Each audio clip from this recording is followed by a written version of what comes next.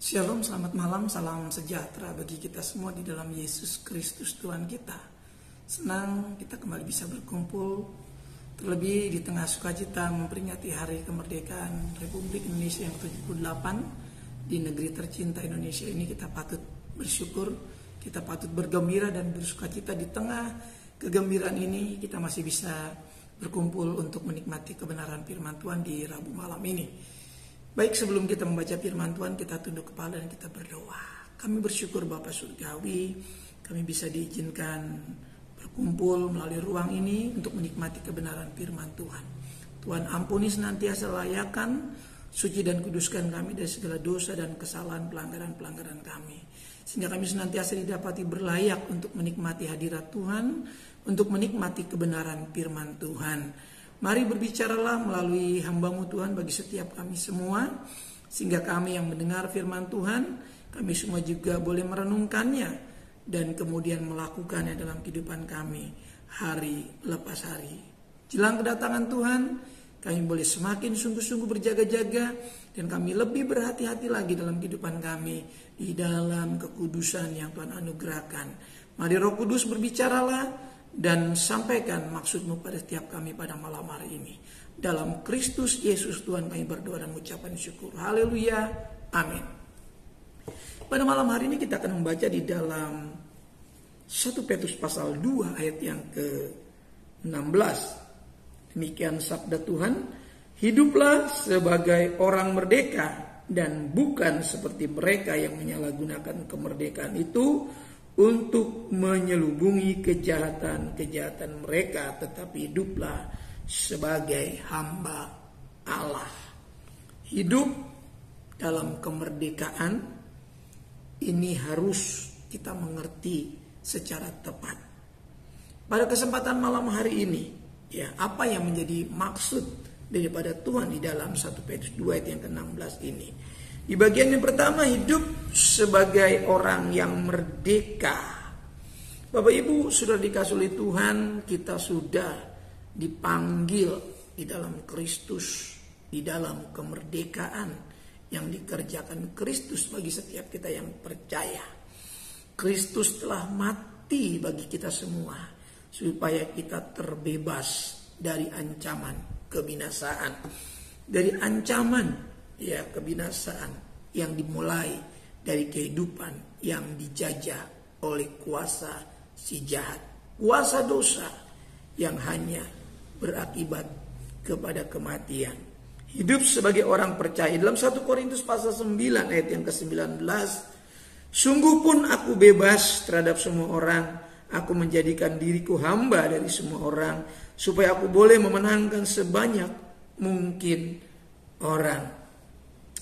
Di dalam kehidupan kemerdekaan Kristus yang diberikan pada orang percaya harus betul-betul hidup sebagai orang yang merdeka. Dikatakan tadi, hiduplah sebagai orang merdeka. Ini perintah, ini keharusan, ini menjadi wajib bagi mereka yang ada di dalam Kristus.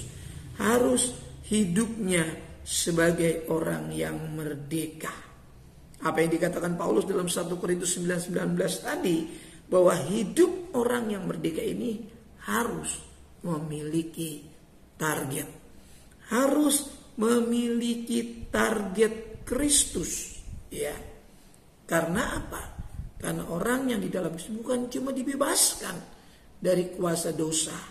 Karena kalau orang yang merdeka tidak mengisi alam kemerdekaannya itu dengan hal-hal Kristus, maka sudah dipastikan orang itu akan kembali mengisinya dengan hal-hal yang di luar Kristus.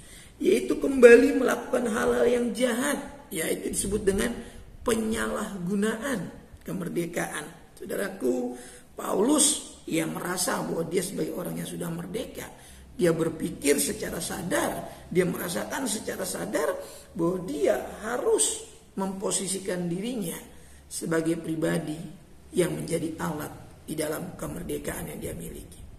Panggilan ini harus ada di dalam diri orang percaya. Hidup dengan target ini harus menjadi ciri pada diri orang percaya, sehingga orang percaya tidak hanya menikmati kemerdekaan dalam Kristus, menikmati penebusan, yang dibayar oleh Kristus. Tapi kemudian dalam dirinya dia menerapkan target-target Kristus dalam dirinya, apa yang Kristus kehendaki, ya. Merdekanya orang percaya secara ini, saudaraku, ya, punya target yang maksimal tentang keselamatan. Menyadari bahwa keselamatan yang diterima dari Kristus bukan karena jerih lelah, bukan karena kebaikan atau perbuatan baik, tapi semata-mata karena iman kepada Yesus Kristus. Ini kasih karunia yang dikerjakan Roh Kudus di dalam diri orang percaya. Bagaimana saudara dan saya menaruh target dalam diri, ya, agar kita menjadikan diri kita ini hamba dari semua orang, supaya aku boleh memenangkan sebanyak mungkin orang. Paulus sadar betul, sungguh pun aku bebas terhadap semua orang. Orang-orang seperti ini sudah mengerti. Paulus dan rasul-rasul lain mengerti. Mereka orang-orang bebas.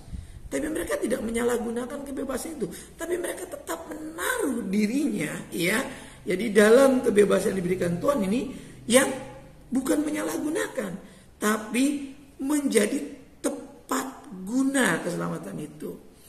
Sehingga keselamatan dianugerahkan Kristus tidak menjadi sia-sia. Kita nggak boleh, ya, kata Paulus, membuat kasih karunia Allah itu menjadi sia-sia.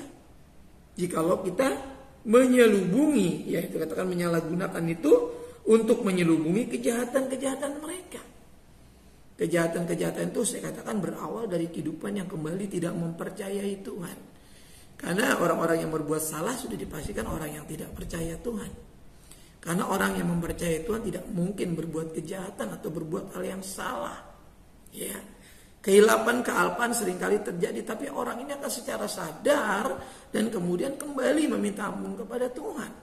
Karena kalau tidak, dia akan kembali menjadi orang-orang yang dijajah oleh kuasa dosa itu sendiri. Seperti sebelumnya, sebelum dia menjadi percaya kepada Yesus Kristus. Nah, menjadikan keselamatan ini yang diperoleh dari penebusan Kristus atau proses Kristus memerdekakan orang percaya, ini harus tepat guna. Tepat guna dalam artian bahwa keselamatan itu menjadi tepat sasaran ketika orang-orang yang dimerdekakan Kristus sadar di dalam, ya, menjalani kehidupan kemerdekaan, di dalam mengisi hari-hari hidupnya sebagai orang percaya. Kalau kita merujuk kepada catatan ini, tulisan ini, rupanya ada orang percaya atau orang yang sudah merdeka itu tapi tidak memberi, ya, atau tidak diberi dirinya kemampuan hidup untuk merdeka, sehingga kembali mengerjakan pekerjaan, ya, yang di bawah, ya, yang di atas, ya, pandangan sebagai orang merdeka, tapi kemudian menjadi disalahgunakan untuk menutupi kejahatan-kejahatan, ya, yang bermula dari ketidakpercayaan tadi. Tapi kita tidak seperti itu, kata firman Tuhan, tapi kita harus hidup sebagai hamba Allah, ya. Nah, ini tidak diberi kemampuan hidup, ya, tidak diberi kemampuan hidup untuk merdeka, ya. Karena merdeka yang saya katakan harus memiliki kemampuan. Merdeka yang dimaksud adalah bukan menyalahgunakan kemerdekaan, tapi Paulus katakan apa? Menjadikan diriku hamba dari semua orang, supaya aku boleh memenangkan sebanyak mungkin orang. Nggak boleh gengsi, nggak boleh gengsi. Kan saya sudah dimerdekakan, saya orang bebas. Kenapa saya harus menjadi hamba manusia? Paulus menyebut ini sebagai bentuk dedikasi dia dari kehidupan kemerdekaan yang diperoleh. Sebagai balasannya dia harus menjadi hamba bagi semua orang, ya, supaya aku boleh memenangkan sebanyak mungkin orang. Ini kan program Kristus. Ini kan target Kristus, memenangkan sebanyak mungkin orang, ya. Bukan mengkristenkan orang sebetulnya. Apa artinya kekristenan kalau tidak diberikan kuasa hidup untuk merdeka? Apa artinya? Cuma label. Tapi memenangkan sebanyak mungkin orang apa? Supaya apa? Supaya orang itu bisa menjadi hamba kebenaran. Sama seperti saya dan saudara sudah menjadi hamba kebenaran. Tidak lagi melakukan kejahatan. Tidak lagi melakukan hal-hal sebagai orang yang tidak mempercayai Tuhan Yesus. Yang perbuatannya jauh dari keinginan Kristus. Dari sifat-sifat yang Kristus mau. Yang Kristus sudah berikan teladan sepanjang dia hidup sebagai manusia ilahi. Di dalam muka bumi ini, saudara. Di atas muka bumi ini. Supaya aku boleh memenangkan sebanyak mungkin orang, tentu atas pertolongan Roh Kudus. Bapak Ibu, saudara yang dikasih oleh Tuhan, punya target dalam hidup merdeka itu penting. Lalu mempraktekkan kehidupan, menjalankan kehidupan yang tepat guna dalam keselamatan juga tidak kalah pentingnya. Tidak kalah pentingnya, juga tidak kalah pentingnya.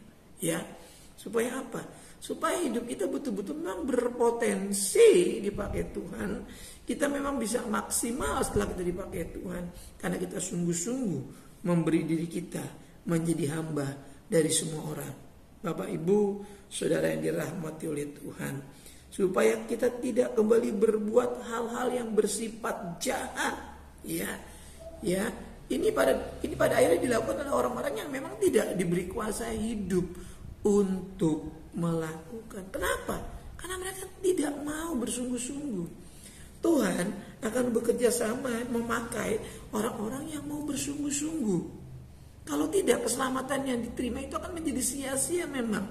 Pada akhirnya tidak bermanfaat baik untuk dirinya maupun untuk orang lain.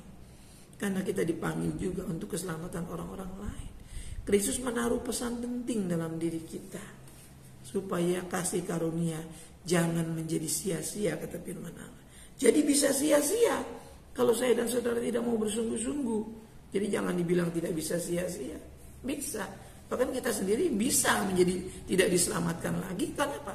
Kalau kita tidak sungguh-sungguh, ya merespon, kemudian menggunakan ruang kemerdekaan ini, mengisinya dengan hal-hal yang benar, yaitu menjadi hamba kebenaran, ya, yang dikatakan tetapi hiduplah sebagai hamba Allah. Ini perintah. Hidup sebagai hamba Allah ini perintah. Bukan sekedar tulisan, tapi ini perintah. Karena perintahnya sama dengan hiduplah sebagai orang merdeka. Hiduplah sebagai orang merdeka. Hiduplah sebagai hamba Allah. Jadi 1 Petrus 2:16 ini jelas sekali mengatakan hiduplah sebagai orang merdeka adalah hiduplah sebagai hamba Allah. Hidupnya orang-orang yang sudah dimerdekakan adalah hidupnya yang dijadikan hamba Allah. Hidupnya, ya, keadaan yang hidup, keadaan yang bergerak, yang dinamis ini. Ya, bukan setelah tidak lagi bisa berbuat apa-apa baru kok pengen jadi hamba kebenaran. Itu kurang bermanfaat menurut saya. Ya, selagi kita masih gagah, sehat, kuat, selagi masih ada napas, ada kekuatan, walaupun mungkin umur kita sudah tidak muda lagi, itu yang Tuhan mau. Ya, bukan tunggu sudah tidak buat apa-apa lagi baru mau. Itu tidak tepat guna menurut saya. Ya, yang terakhir, hidup sebagai hamba Allah. Roh Kudus itu memberikan kita keyakinan status ini, ya. Roma 8 ayat yang kedua, ya, kita lihat di ayat yang terakhir. Roh yang memberi hidup telah memerdekakan kamu dalam Kristus dari hukum dosa dan hukum maut. Roh Kudus yang kita yakin ini bertalian dengan kemerdekaan yang kita pelajari, yang kita pahami saat ini. Ya, Roh Kudus memberi hidup yang berbeda. Ya, Roh Kudus memberi hidup yang berbeda supaya kita ditemukan ciri-ciri dikatakan tadi, hiduplah sebagai hamba Allah. Roh Kudus membuat kita taat kepada hukum kasih karunia. Hukum dosa, ya, hukum Taurat dirangsang karena ada dosa, ya. Karena ada pelanggaran baru ada pelaturan. Ya, bagaimana kita tahu? Kata jangan membunuh, kata firman Allah, kalau tidak ada pembunuhan. Ya. Karena sudah terjadi, baru dikeluarkan hukum itu. Ya. Tapi hukum kasih karunia tidak. Dia hadir lewat Kristus yang mati dan bangkit memerdekakan manusia yang berdosa. Maka di sini sebagai hamba Allah harus memiliki sifat-sifat dan karakter-karakter ilahi yang ada pada Kristus. Sehingga roh yang memberi hidup betul-betul telah memerdekakan kamu dalam Kristus. Kalau mau dipastikan, ya, roh Allah ada di dalam kita, kita akan memiliki sifat-sifat dan kita harus menunjukkan sifat-sifat dari hidup yang taat, hidup yang setia, hidup yang mengasihi, hidup yang mau berbagi dan memberi, hidup yang penuh belas kasihan dan empati. Ya, itu hidup yang berkarakter Kristus. Itu orang yang merdeka. Karena kalau masih ditekan oleh yang lain, diintimidasi sehingga saudara saya tidak bisa taat, tidak bisa setia, tidak bisa mengasihi, tidak bisa memberi, tidak bisa berempati, tidak berbelas kasihan. Kita belum merdeka 100%. Bahkan kita cenderung menyelubungi diri kita. Ya, kejahatan-kejahatan kita. Dikatakan tadi, bukan seperti mereka yang menyalahgunakan kemerdekaan itu untuk menyelubungi kejahatan-kejahatan. Seolah-olah kita orang percaya. Karena kejahatan yang paling prinsip adalah tidak mempercayai. Karena orang yang percaya gak mungkin gak taat. Karena orang yang percaya gak mungkin gak setia. Karena orang yang percaya gak mungkin gak punya belas kasihan. Dan orang yang percaya gak mungkin gak suka memberi, gak berempati, gak mungkin. Dia pasti suka berkorban, dia suka memberi, dia berempati, dia penuh belas kasihan. Saudara dan saya gak perlu teriak-teriak, oh saya orang yang percaya. Gak perlu. Gak perlu. Nggak perlu, saudara. Kita nggak perlu deklarasi, oh saya percaya Tuhan. Ya, kita deklarasikan di mana-mana tempat. Tidak perlu. Ketika saudara berkarakter Kristus, Roh Kudus yang memerdekakan, ya, memberi hidup, Roh Kudus yang telah memberi hidup, telah memerdekakan kita. Dia dalam Kristus. Dia memberi hidup supaya kita punya gaya hidup yang merdeka. Gaya hidup yang nggak tertekan ketika kita mau setia. Gaya hidup yang gak tertekan ketika kita mau taat. Banyak orang percaya kalau mau taat jadi tertekan, mau setia jadi tertekan, ya mau berkorban jadi tertekan. Karena mereka gak merdeka, gak hidup oleh Roh Kudus. Karena Roh Kudus ya ada dalam diri mereka, tapi gak maksimal. Kenapa? Karena Roh Kudus gak dikasih ruang 100% untuk mempengaruhi.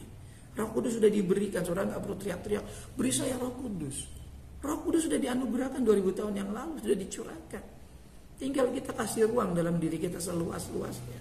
Kalau kita memiliki, nah ini yang membuat kita dikenal nanti waktu Tuhan datang. Atau waktu kita dipanggil Tuhan. Karena kita memiliki ciri-ciri karakter Kristus. Sifat-sifat ilahi Kristus. Yang taat, setia, ya, yang tekun beribadah, yang suka berkorban, suka mengasihi, ya, suka memberi, kata firman Allah. Karena memberi itu karunia, sudah saya kasih tahu saja sekali lagi. Orang yang suka memberi itu kasih karunia. Ada orang yang punya banyak gak bisa memberi karena gak dikasih karunia. Ya, karena karunia membagi-bagikan dalam satu kali itu karunia. Saudara punya banyak belum tentu saudara dan saya bisa memberbagi. Karena itu kasih karunia. Ya, di dalam diri orang percaya. Yang disebut dengan karunia membagi-bagikan segala sesuatu. Ya. Bahkan ketika kita diizinkan susah pun itu pun kasih karunia kata Paulus. Ya, gak semua orang bisa tahan waktu kekurangan. Ya, banyak orang ketika kekurangan jadi murtad, saudara. Ya, karena bukan orang yang dikasih karunia. Karena waktu orang percaya diizinkan kekurangan, itu pun kasih karunia kata Paulus. Sehingga nggak ada orang Kristen yang waktu kekurangan terus nggak ibadah, murtad, enggak, saudara. Dia akan tetap konsisten karena dia tahu itu kasih karunia. Kalau dia kekurangan, dia akan mengerti dan menghargai orang-orang yang sekali waktu dia jumpai mungkin ada orang yang kekurangan, dia nggak akan cepat-cepat menghakimi. Karena dia pernah merasakan dalam kasih karunia bahwa kekurangan itu menjadi alat untuk dia semakin mengasihi Tuhan dan menghargai orang lain, saudara. Saya percaya ini pemeliharaan Tuhan terjadi dalam saya dan saudara. Di alam kemerdekaan yang dipastikan, setiap orang percaya nggak ada lagi yang mau setia itu tertekan. Nggak ada lagi orang percaya yang mau taat melakukan firman itu menjadi tertekan, menjadi stres, depresi dan sakit, saudara. Banyak orang kemudian menjadi sakit karena tertekan. Tidak bisa hidup plong, hidup rileks, ya, hidup bersuka cita. Hidup itu harus bersuka cita. Itu obat yang manjur, ya, itu obat yang paling manjur untuk kehidupan kita. Karena hidup ini bisa sakit, saudara. Sakit bukan cuma sakit fisik, sakit batin, ya, sakit jiwani kita, ya, bukan gangguan jiwa, bukan. Tapi kita bisa tertekan, merasa terpojok dalam kehidupan ini. Itu tidak boleh terjadi. Kalau saudara dan saya sudah dimerdekakan oleh Roh Kudus, Roh yang memberi hidup telah memerdekakan kamu dalam Kristus dari hukum dosa dan hukum maut. Seringkali kita ditakut-takuti oleh keadaan ini, saudara. Karena kita senang memberi diri ditakut-takuti. Sehingga kita nggak bisa berdoa dengan sungguh-sungguh, kita nggak bisa melayani, kita nggak bisa mengasihi Tuhan dengan sungguh-sungguh. Saudaraku, ayat ini harus menjadi landasan tindakan kita. Roh Kudus memberi warna baru dalam gaya hidup dan karakter serta sifat-sifat hidup kita sebagai orang percaya. Dia memberi gaya hidup. Ya kita nggak bisa gaya-gayaan jadi orang Kristen. Roh Kudus sendiri akan membuat kita menjadi baik, murah hati, setia, ya, apalagi ramah. Roh Kudus yang memberi hidup itu, ya, Roh yang memberi hidup telah memerdekakan kita. Kita nggak bisa hidup dalam keadaan yang terselubung, ya, padahal kita nggak percaya atau disebut dengan kejahatan, tapi kita selubungi dengan gaya hidup kita seolah-olah kita merdeka, padahal kita tertekan, padahal kita nggak merdeka. Mari, ini yang disingkirkan, saudaraku. Hidup dalam kemerdekaan. Yang terakhir adalah betul-betul memberikan warna baru dari gaya hidup dan karakter serta sifat-sifat Kristus yang akan bekerja leluasa di dalam diri dan kehidupan saya dan saudara. Dia membuat ini di dalam kita, saudaraku. Maka saudara dan saya akan bisa menikmati buah dari kemerdekaan dalam Kristus ini. Jadi ini gak cuma slogan. Ini gak cuma menjadi kebiasaan setiap kali kita memperingati hari kemerdekaan. Lalu firman yang kita dengar pasti firman tentang kemerdekaan.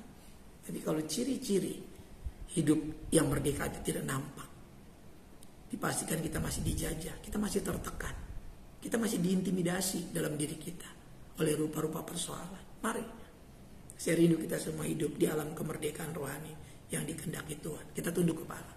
Terima kasih Tuhan buat kesempatan di malam hari ini menikmati firman Tuhan yang memberi wawasan kepada kami, senantiasa meluruskan cara berpikir kami, cara hidup kami, dan kami diajak kembali untuk hidup seperti Kristus hidup. Gaya hidup yang rohani, gaya hidup yang penuh simpatik. Ini harus kami terus hidupkan.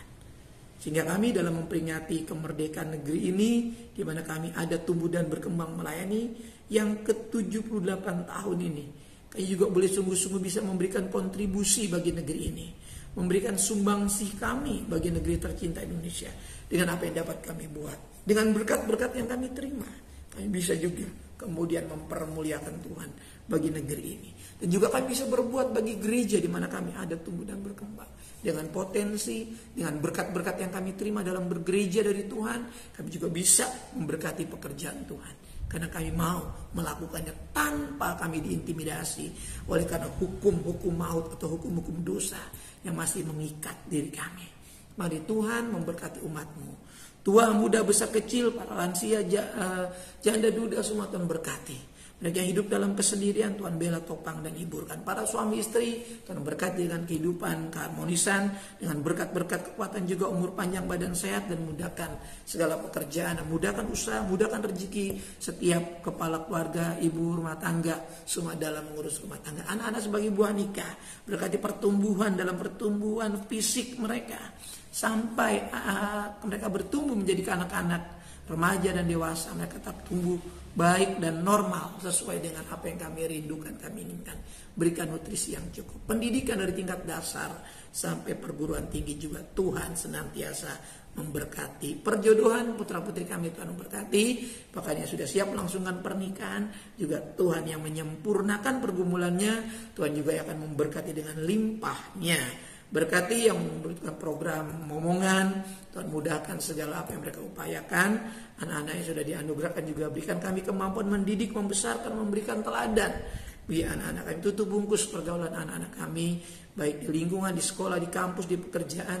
Jauhkan dari hal-hal yang merusak, ya, karena kebiasaan yang buruk akan merusakkan kebiasaan yang baik. Dijauhkan kiranya anak-anak kami dari kebiasaan-kebiasaan yang buruk. Ubahkan Tuhan. Mari Tuhan pulihkan putra putri kami. Ya, kalau ada hal-hal yang sudah salah, keliru, Tuhan kembalikan supaya mereka tidak jatuh ke dalam berbagai-bagai duka di masa depan, di kemudian hari. Tuhan tolong berkati seluruh kehidupan pekerjaan Tuhan. Persembahan-persembahan yang kami persembahkan senantiasa Tuhan berkati. Program renovasi, program besok juga peringatan hari kemerdekaan Republik Indonesia akan kami rayakan bertepatan dengan ibadah Minggu Raya. Mari Tuhan memberkati program renovasi gereja yang sebentar akan kami lakukan. Berkati anak-anakmu yang sudah terlibat untuk mendukung pekerjaan ini. Mereka menabur, mereka juga akan menuai. Mereka akan menikmati hasil dari apa yang mereka taburkan. Karena kami percaya mereka mengasihi Tuhan. Yang mengurus, mengelola juga Tuhan berikan hikmat, kemampuan, cuaca, keamanan, keselamatan yang akan mengerjakan Tuhan berikan bagi proses pengerjaannya nanti. Terima kasih Tuhan, menyerahkan organisasi Kami, BPN, BPD yang ada, gereja-gereja lokal yang ada, staf pelayanan yang ada, Tuhan memberkati semua. Pemerintah negeri ini, bangsa kami serahkan dalam tangan Tuhan. Jadikan negara kami negara yang adil, makmur, cukup sandang pangan, keamanan ada di mana-mana, lapangan pekerjaan tetap tersedia, dan Injil Tuhan bebas diberitakan, nama Tuhan dipermuliakan. Pemimpin-pemimpin kami Engkau memberkati. Rencana tahun mendatang akan ada pesta demokrasi, berikan keamanan negeri kami, dan Tuhan berikan pemimpin yang terbaik bagi Indonesia. Tutup bungkus negeri kami, tutup bungkus kota kami, sejahterakan ya Tuhan, karena kesejahteraan negeri adalah kesejahteraan kami juga. Sebentar kami akan melewati malam ini, bawa kami melewatinya. Berikan kami umur panjang, badan sehat, dengan kekuatan yang baru, dengan berkat-berkat yang berlimpah. Yang belum kembali dari pepergian pekerjaan, Tuhan tibakan di rumah dengan selamat. Yang sakit Tuhan sembuhkan, yang susah Tuhan hiburkan, yang dalam kekurangan Tuhan berkati, dalam pergumulan berikan jalan keluar, yang ragu-ragu Tuhan pertetapkan, yang terikat Engkau lepaskan. Berikan kemerdekaan di dalam nama Yesus Kristus Tuhan. Jemaat yang dikasihi oleh Tuhan, mari sama-sama kita buka kedua belah telapak tangan kita, arahkan hati kita kepada berkat Tuhan. Turunlah kiranya anugerah dan damai sejahtera dari Bapa kita yang di sorga, kasih sayang dan kecintaan dari pengantara yang hidup, Tuhan Yesus Kristus, persekutuan keintiman Roh yang Maha Kudus menyertai saya, menyertai saudaraku sekalian yang mulai malam hari ini sampai fajar Maranatha. Tuhan menjemput kita di awan-awan yang permai. Dalam berkat nama Tuhan Yesus, kita yang menerima berkat Tuhan sama-sama katakan amin. Shalom, selamat malam, selamat menyongsong hari kemerdekaan Republik Indonesia ke-78. Tuhan memberkati kita. Shalom.